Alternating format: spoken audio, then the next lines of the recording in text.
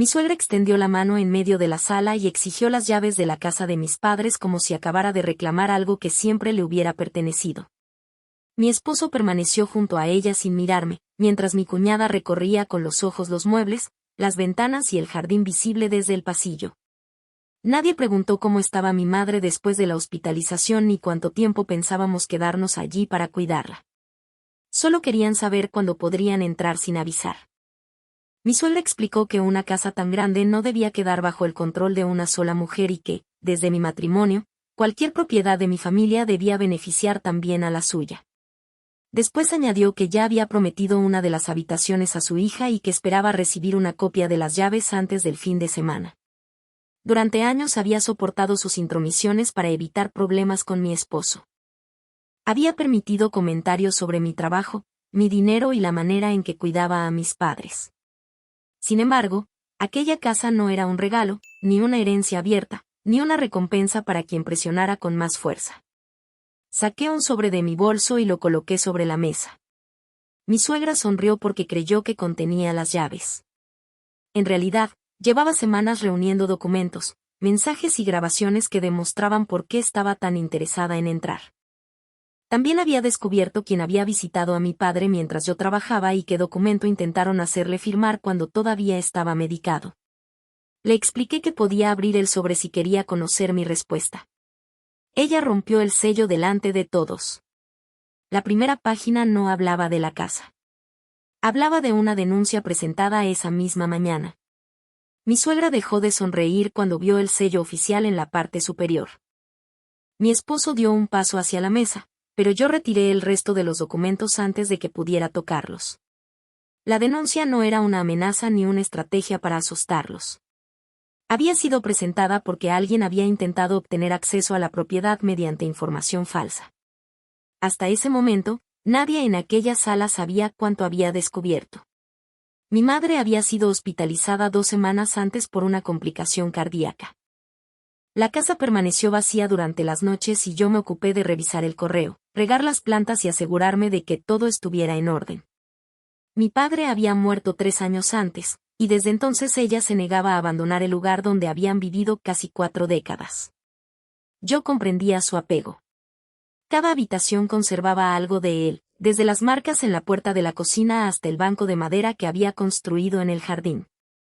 Mi esposo consideraba aquella casa demasiado grande para una sola persona, pero nunca mostró interés real hasta que mi madre enfermó. Entonces comenzó a preguntar por documentos. Primero quiso saber si existía un testamento. Después preguntó si yo tenía poderes para administrar las cuentas de mi madre. También sugirió que podríamos vender nuestra vivienda y mudarnos temporalmente a la casa mientras ella se recuperaba. Presentó cada idea como una forma de ayudar. Yo acepté algunas cosas porque estaba agotada. Permití que llevara cajas con ropa, que utilizara el garaje para guardar herramientas y que acompañara a mi suegra durante una visita al hospital. No imaginé que aquellas pequeñas concesiones estaban abriendo una puerta mucho más grande. Mi relación con su familia siempre había exigido más paciencia de la que quería reconocer. Mi suegra opinaba sobre nuestras cuentas, nuestras vacaciones y cualquier decisión que no la incluyera. Cuando compramos nuestro apartamento, se sintió ofendida porque no le dimos una llave. Mi esposo terminó entregándole una copia sin avisarme y yo cambié la cerradura después de encontrarla reorganizando la cocina mientras estábamos trabajando. Aquella discusión duró semanas. Él afirmó que yo trataba a su madre como una extraña. Yo respondí que entrar en una casa sin permiso convertía a cualquiera en una intrusa. Al final, acordamos que ninguna persona recibiría llaves sin el consentimiento de ambos. Creí que ese límite había quedado claro. La enfermedad de mi madre demostró que mi esposo solo respetaba las reglas cuando no interferían con los deseos de su familia. 3 días después de la hospitalización, mi suegra apareció en la casa con mi cuñada. Dijeron que querían ayudar a limpiar, aunque pasaron más tiempo midiendo habitaciones que recogiendo polvo. Mi cuñada comentó que el cuarto del piso superior sería perfecto para sus hijos durante los fines de semana. Mi suegra preguntó cuánto costaba mantener el jardín y si la zona permitía alquileres temporales. Yo las escuché sin discutir porque mi madre acababa de salir de cuidados intensivos y no tenía energía para otro conflicto. Después encontré una lista escrita en la mesa de la cocina. Incluía muebles que podían venderse, habitaciones que debían vaciarse y una estimación del dinero que produciría alquilar parte de la casa. Junto a cada objeto aparecía una inicial.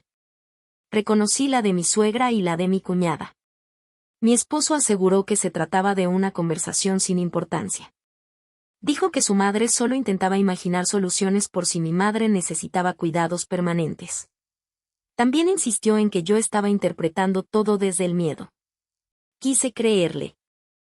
Durante nuestro matrimonio había cometido el error de confundir su tranquilidad con honestidad. Él rara vez levantaba la voz y casi nunca formulaba exigencias directas. Dejaba que su madre hablara, esperaba a que yo reaccionara y después me pedía que fuera razonable. Así terminó consiguiendo muchas cosas sin parecer responsable de ninguna. La primera señal realmente grave apareció una semana antes de la reunión. La vecina de mis padres me llamó porque había visto a un cerrajero frente a la casa. El hombre llevaba una orden de servicio y afirmaba que debía cambiar la cerradura por solicitud de un familiar.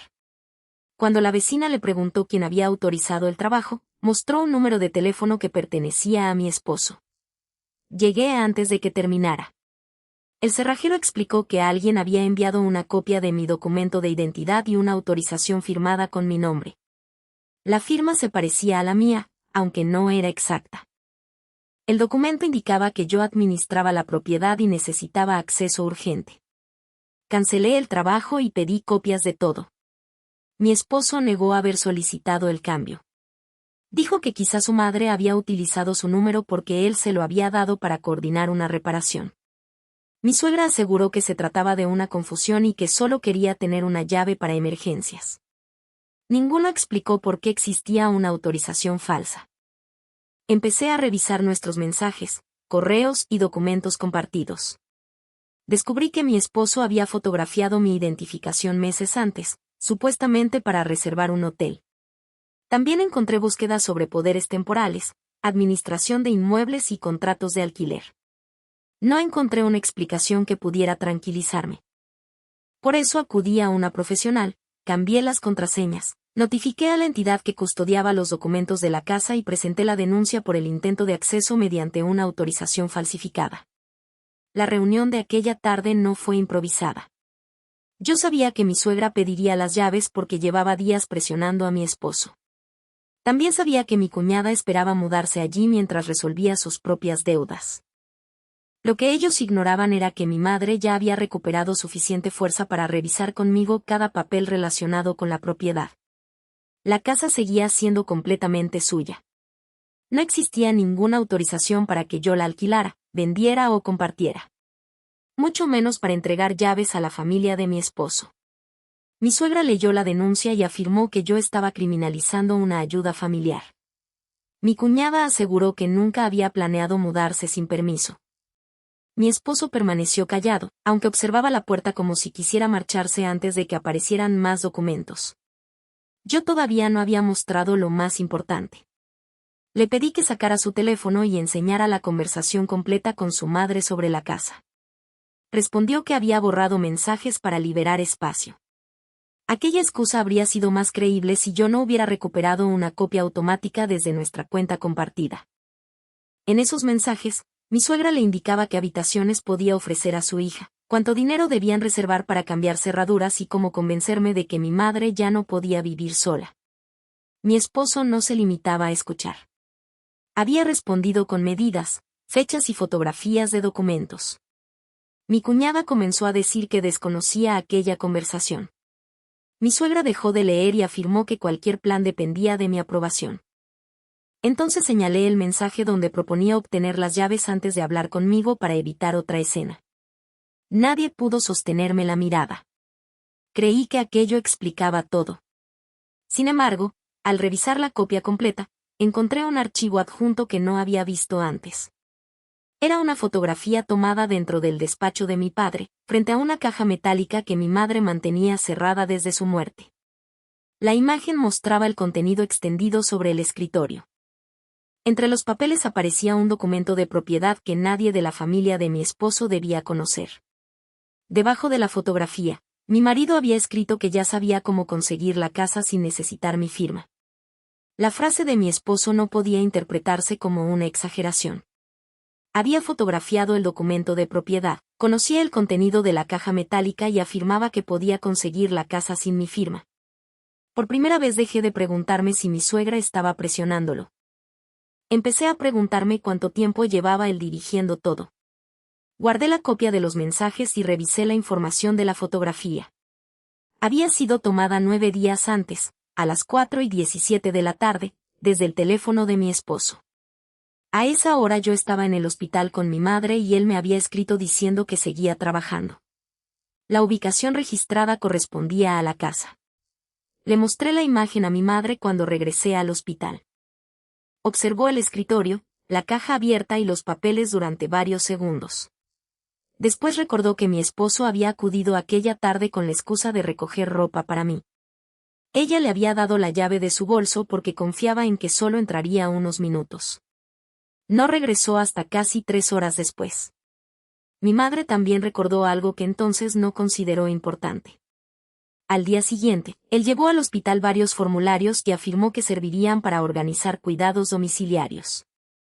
Ella comenzó a firmar uno, pero una enfermera interrumpió la visita y guardó los documentos antes de terminar. Le pedí que describiera aquellas páginas. Mencionó un encabezado con el nombre de una empresa que yo ya había visto en los mensajes de mi suegra. Busqué el registro de esa empresa y descubrí que había sido creada pocos meses antes. La administradora era una prima de mi suegra. Su actividad declarada incluía mantenimiento, alquiler y gestión de propiedades. No tenía empleados, oficina visible ni trabajos anteriores. Aquello explicaba parte del plan. Mi esposo y su madre querían que la empresa obtuviera autorización para administrar la casa mientras mi madre se recuperaba. Después podrían presentar cualquier entrada, reparación o alquiler como una decisión profesional y no como una invasión familiar. Todavía no entendía cómo pensaban hacerlo sin mi consentimiento.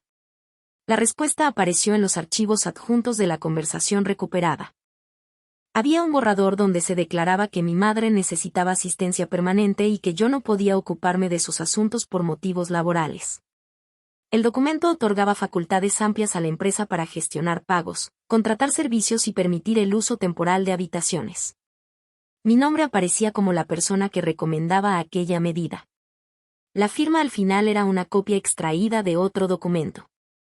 También encontré un acuerdo preparado para que mi cuñada ocupara el piso superior durante 3 años a cambio de realizar supuestas reparaciones. El valor de esas obras estaba inflado y debía considerarse una deuda de la propiedad con la empresa. No podía asegurar qué efecto habría tenido cada papel si lograban presentarlo. Lo que sí entendía era la intención. Querían entrar, instalar a mi cuñada y crear suficientes contratos y gastos para convertir cualquier intento de expulsarlos en un conflicto largo y costoso. Las llaves eran solo el primer paso visible. Le pedí a la vecina de mis padres que revisara las grabaciones de su cámara exterior. Encontró varias visitas que yo desconocía. Mi esposo había entrado 4 veces durante la hospitalización. En 2 ocasiones llegó acompañado por su madre.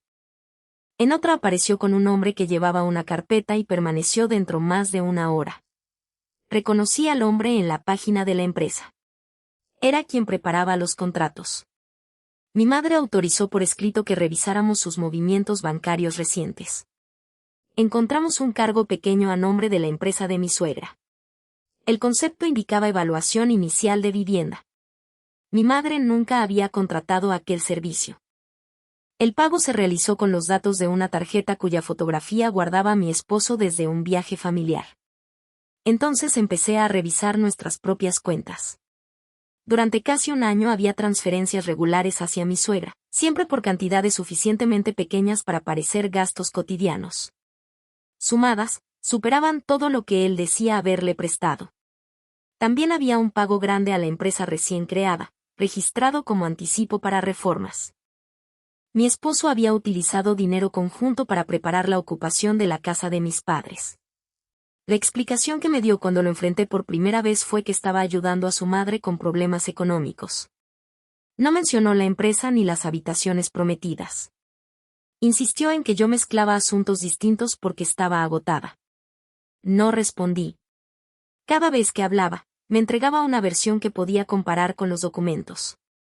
Revisé después el contenido visible en la fotografía del despacho.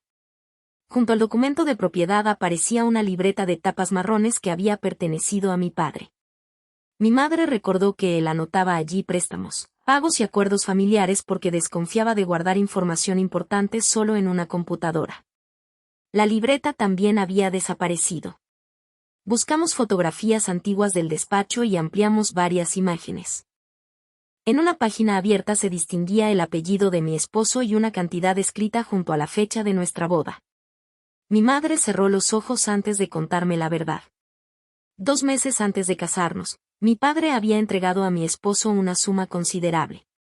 Él aseguró que necesitaba resolver una deuda comercial que podía impedirnos empezar nuestra vida con tranquilidad. Le pidió que no me lo contara porque sentía vergüenza y prometió devolverlo en pocos años. Nunca devolvió nada. Yo había creído que nuestro matrimonio comenzó sin secretos económicos. En realidad, mi esposo ya debía dinero a mis padres antes de pronunciar sus promesas. Mi padre había conservado comprobantes y mensajes dentro de la caja. Después de su muerte, mi esposo entendió que mi madre podía reclamar aquella deuda o mostrármela. La casa no era únicamente una oportunidad para beneficiar a su familia. También contenía pruebas capaces de destruir la imagen que había construido frente a mí. Ese descubrimiento cambió el significado de cada visita al despacho. No buscaba solamente documentos de propiedad. Buscaba la libreta, los comprobantes y cualquier prueba de que había mentido durante años. La desaparición de la caja no podía atribuirse solo a mi suegra. Mi esposo la había abierto. Mi madre recordó que mi padre había guardado una copia digital de sus registros en una memoria pequeña. Buscamos entre sus cosas sin encontrarla, pero localizamos un correo enviado a sí mismo pocos días antes de morir. El mensaje incluía una lista de archivos y una nota donde explicaba que había preparado copias por si alguien intentaba vaciar el despacho. Uno de los archivos llevaba el nombre de mi esposo. Solicité acceso con autorización de mi madre y descargué el contenido. Había comprobantes del préstamo, mensajes donde mi esposo pedía más tiempo y una grabación de una conversación mantenida 6 meses antes de la muerte de mi padre. En ella, mi esposo reconocía que todavía debía casi toda la cantidad y proponía compensarla cuando la casa fuera vendida. Mi padre rechazó la propuesta. También le advirtió que jamás utilizaría la vivienda de su esposa para cubrir una deuda ajena. Ahora comprendía por qué mi esposo creía que podía conseguir la casa sin mi firma. No pensaba pedirme permiso. Pretendía obtener una autorización de mi madre mientras estaba medicada, entregar la gestión a la empresa de su familia y utilizar la propiedad para borrar lo que debía. Creí que ya había descubierto el centro del plan. Entonces revisé el último documento adjunto a los mensajes de mi suegra. Era una cita confirmada para la mañana siguiente en el hospital. Mi esposo había solicitado que un profesional acudiera con nuevos formularios y había indicado que mi madre estaría preparada para firmar. El archivo incluía una copia de su documento de identidad, un informe sobre su supuesta incapacidad y una autorización que yo nunca había visto. Al final aparecía mi firma. Debajo, una nota afirmaba que yo no asistiría porque ya había aprobado todo. La cita del hospital estaba programada para las 9 de la mañana. Mi esposo había enviado los documentos la noche anterior y había indicado que mi madre estaba informada, que yo había aprobado el trámite y que la firma solo serviría para facilitar su regreso a casa. A las 7 ya había hablado con la dirección del hospital, con la profesional que revisaba los documentos de la propiedad y con la persona que había recibido mi denuncia. No pedí que cancelaran la cita. Solicité que permitieran la llegada de quienes pensaban completar el trámite y que conservaran una copia de todo lo que intentaran presentar. Mi madre aceptó participar después de leer cada página. No estaba indefensa ni confundida. Seguía débil por la hospitalización, pero comprendía perfectamente que su yerno había utilizado sus datos, había entrado en su casa y pretendía convertir una ayuda médica en autorización para controlar su patrimonio. A las 9:12, mi suegra llegó acompañada por el hombre vinculado a su empresa. Mi esposo apareció pocos minutos después. Ninguno sabía que yo estaba en una sala contigua con mi madre y 2 personas encargadas de verificar el procedimiento. El hombre presentó un documento donde afirmaba que mi madre necesitaba administración temporal de la vivienda. También entregó una autorización supuestamente firmada por mí y explicó que la familia había acordado trasladar la gestión a una empresa especializada. Mi esposo confirmó aquella versión. Mi suegra añadió que todo debía resolverse con rapidez porque yo no podía ocuparme de la casa y mi madre ya no estaba en condiciones de tomar decisiones complejas. Entonces entré en la sala. Mi esposo palideció antes de que yo colocara sobre la mesa la copia auténtica de mi firma, los mensajes recuperados y la declaración de mi madre. La autorización quedó retenida junto con los demás documentos, y el hombre de la empresa dejó de hablar en cuanto comprendió que su participación también estaba siendo registrada. Mi suegra intentó presentar todo como una confusión administrativa. Afirmó que solo quería evitar que la casa quedara abandonada. Mi esposo sostuvo que había actuado por miedo a que yo tomara decisiones impulsivas durante la enfermedad de mi madre. No discutí sus explicaciones. Entregué la fotografía de la caja metálica abierta, las grabaciones de la cámara de la vecina, los cargos realizados a la tarjeta de mi madre y los contratos preparados para instalar a mi cuñada en el piso superior. También mostré el préstamo que mi padre había concedido a mi esposo antes de nuestra boda y los mensajes donde él proponía compensarlo con la futura venta de la casa. Mi madre leyó la última parte en silencio. Hasta aquel momento conocía la deuda, pero no sabía que mi esposo había intentado convertirla en un derecho sobre su vivienda. Tampoco sabía que había utilizado mi firma para ocultar la operación. Mi esposo dejó de fingir preocupación. Admitió que debía dinero y que la empresa de su familia podía administrar la propiedad mejor que nosotras. Según él, mi madre terminaría necesitando cuidados permanentes, la casa consumiría nuestros ahorros y la única decisión sensata era ponerla a producir ingresos. Le pregunté por qué había prometido habitaciones a su hermana antes de hablar con la propietaria. Respondió que su familia también tenía necesidades y que yo siempre priorizaba a mis padres. Aquella acusación reveló el resentimiento que había escondido durante años. No veía la casa como un patrimonio ajeno. La consideraba una compensación por todo lo que, según él, mi familia había recibido de mí durante el matrimonio. Mi suegra intervino para afirmar que, al casarme, había aceptado compartir mi vida y que eso incluía cualquier beneficio futuro relacionado con mis padres. También aseguró que su hijo había soportado demasiados años sintiéndose inferior frente a mi padre por aquella deuda. No hablaban de ayudar a mi madre. Hablaban de cobrar una humillación que ellos mismos habían construido. El hombre de la empresa intentó marcharse, pero antes tuvo que entregar las copias de los contratos y explicar quién había preparado la autorización falsa. Reconoció que mi esposo le había enviado mi firma y que mi suegra había pagado el trámite con dinero transferido desde nuestra cuenta conjunta. Aquella declaración terminó de romper la versión familiar. Mi esposo no era un hombre presionado por su madre. Había dirigido el plan, proporcionado los documentos y utilizado nuestros ahorros para financiarlo. Mi suegra había organizado la empresa y mi cuñada esperaba beneficiarse de una ocupación que ambas presentaban como ayuda. Yo había preparado mi respuesta antes de entrar en aquella sala. La cuenta conjunta ya estaba protegida y cualquier movimiento extraordinario requería revisión. Las llaves de la casa habían sido sustituidas. La empresa no podía entrar, contratar servicios ni presentar documentos en nombre de mi madre. También había entregado copias de todos los mensajes y archivos a quienes debían investigar el uso de nuestras identidades. Mi esposo me acusó de actuar a sus espaldas. Le recordé que había aprendido de él la importancia de revisar lo que alguien hacía mientras fingía protegerte. Mi madre retiró cualquier permiso previo que pudiera haberle concedido y dejó constancia de que no quería recibir visitas de mi suegra, mi cuñada ni mi esposo. Después pidió que los documentos de la casa quedaran bajo custodia mientras se revisaba todo. Mi suegra seguía esperando una oportunidad para recuperar el control. Me preguntó si realmente pensaba destruir mi matrimonio por unas llaves y varios papeles sin efecto. Le respondí que las llaves nunca habían sido el problema. El problema era que su hijo había decidido que mi consentimiento podía copiarse, que la enfermedad de mi madre podía explotarse y que la deuda con mi padre podía pagarse utilizando una casa que no le pertenecía. Entonces saqué el último documento del sobre. Era la copia de una separación de bienes y responsabilidades que había empezado a preparar después del intento de cambiar la cerradura.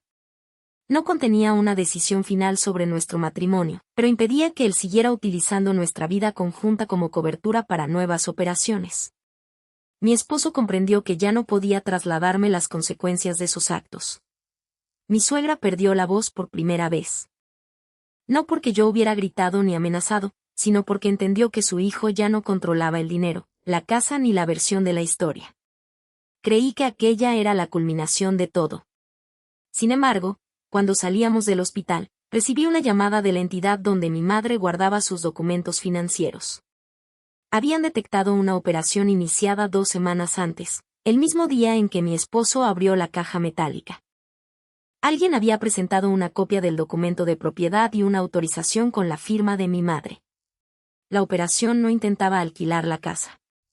Intentaba utilizarla como garantía para cubrir una deuda a nombre de mi esposo. El dinero ya había sido aprobado. Y la transferencia estaba programada para esa misma tarde.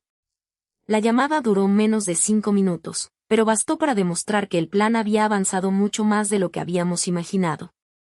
La entidad había aprobado una operación respaldada por la casa de mi madre y esperaba completar la transferencia aquella misma tarde. Según los documentos presentados, ella había autorizado utilizar la propiedad como garantía para cubrir una deuda vinculada a mi esposo. Mi madre no había firmado nada.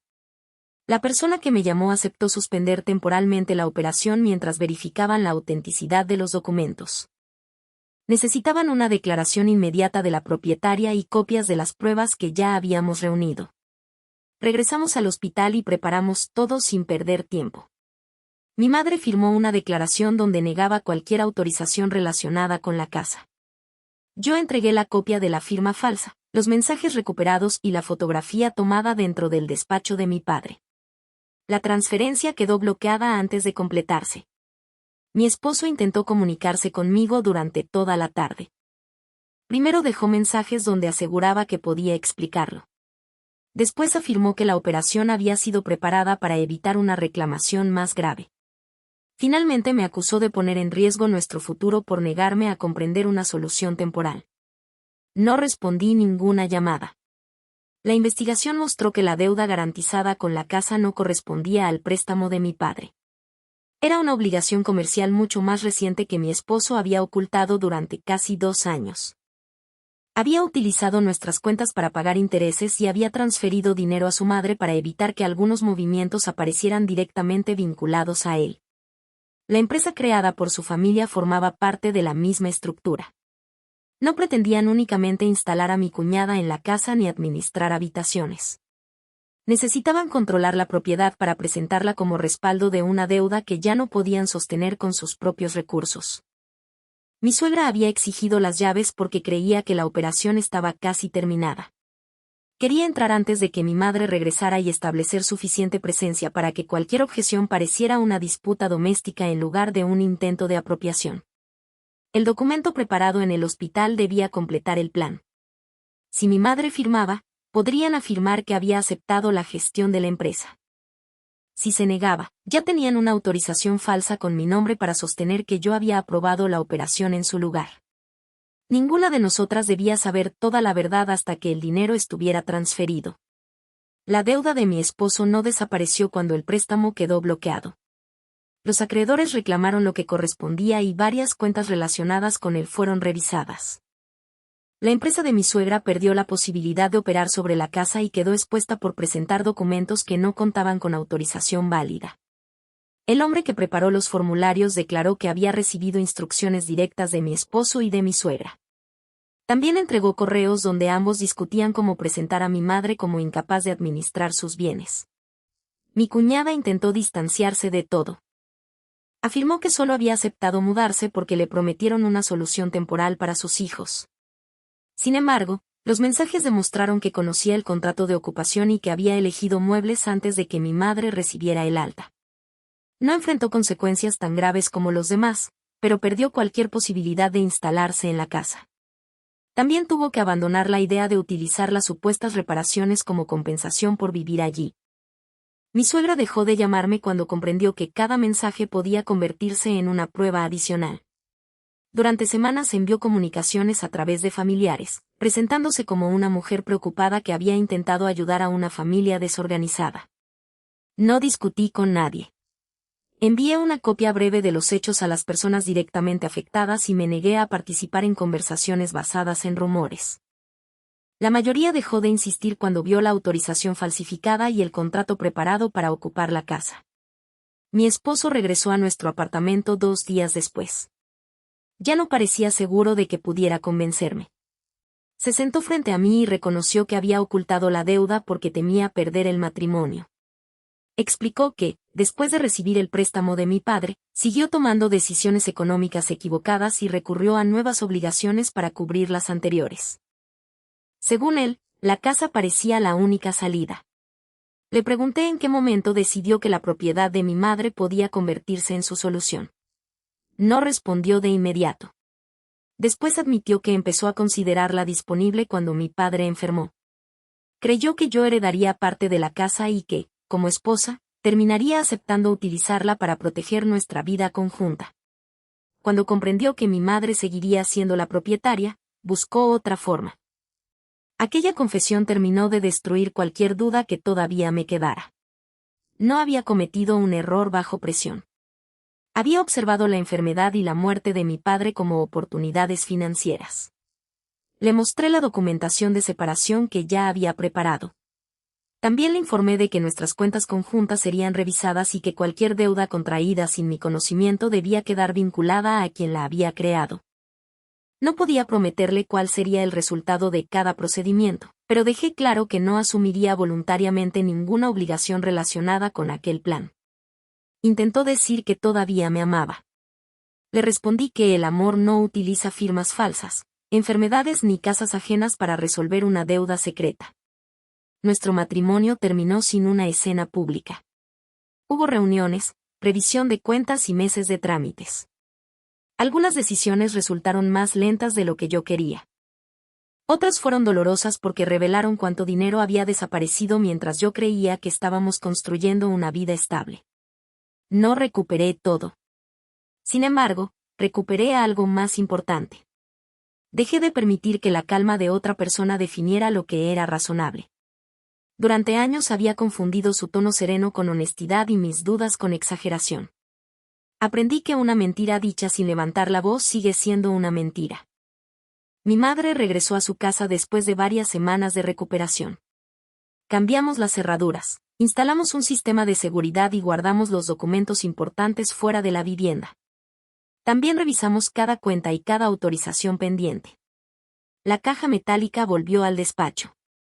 La libreta de mi padre fue encontrada dentro de una carpeta que mi esposo había escondido en nuestro garaje. Contenía el registro completo del préstamo, varias advertencias y una nota escrita pocos meses antes de morir. Mi padre había escrito que confiaba en mí, pero temía que yo siguiera cediendo para mantener la paz. También había dejado constancia de que la casa nunca debía utilizarse para cubrir las deudas de mi esposo. Leí aquella frase varias veces. Durante mucho tiempo pensé que defender a mi familia significaba evitar conflictos. En realidad, mi silencio había permitido que otras personas confundieran mi paciencia con permiso. Mi suegra abandonó la empresa después de que las operaciones quedaran bloqueadas. La prima que figuraba como administradora presentó documentos para separarse de cualquier decisión que no hubiera autorizado personalmente. Mi suegra perdió dinero, credibilidad y la posibilidad de controlar la casa que había empezado a repartir antes de recibir las llaves. Nunca volvió a exigírmelas. Meses después envió una carta donde afirmaba que esperaba que algún día pudiera perdonarla. No reconocía la falsificación, la deuda ni el intento de utilizar a mi madre. Solo hablaba de errores cometidos por amor a su hijo. Guardé la carta con los demás documentos. No respondí. Perdonar no significaba devolver acceso. Mi madre continuó viviendo en su casa, aunque aceptó ayuda profesional y dejó de confiar en promesas familiares sin revisar papeles. Yo la visitaba con frecuencia, pero ya no asumía cada responsabilidad sola. Aprendimos a organizar su cuidado sin entregar el control de su vida a quienes lo utilizaban como una oportunidad. Una tarde, mientras tomábamos café en el jardín, mi madre me preguntó qué habría ocurrido si yo hubiera entregado las llaves durante aquella reunión. Miré la puerta nueva, las ventanas y el banco construido por mi padre. Probablemente mi cuñada se habría instalado, la empresa habría empezado a generar gastos y la casa habría quedado atrapada en contratos que ninguna de nosotras aprobó. Tal vez la deuda de mi esposo habría sido pagada por unas semanas. Después habría aparecido otra. Las llaves nunca habrían sido suficientes. Cuando mi suegra extendió la mano, creyó que yo todavía era la mujer que aceptaba pequeñas invasiones para evitar una discusión. No sabía que ya había visto los mensajes, las firmas y las visitas ocultas. Tampoco sabía que mi respuesta no sería una pelea, sino una cadena de pruebas capaz de cerrar todas las puertas que ellos habían intentado abrir. Mi venganza no consistió en dejarla sin casa ni en celebrar la caída de su hijo. Consistió en obligarlos a asumir las consecuencias sin utilizar a mi madre, a mi padre ni a mí como garantía. La última vez que sostuve las llaves de aquella casa, mi madre estaba a mi lado y nadie esperaba recibir una copia. Comprendí entonces que los límites no destruyen una familia. Solo revelan quién estaba allí por amor y quien necesitaba acceso para beneficiarse. ¿Ustedes habrían terminado el matrimonio después de descubrir aquel plan, o habrían intentado reconstruir algo que ya había sido utilizado como una mentira?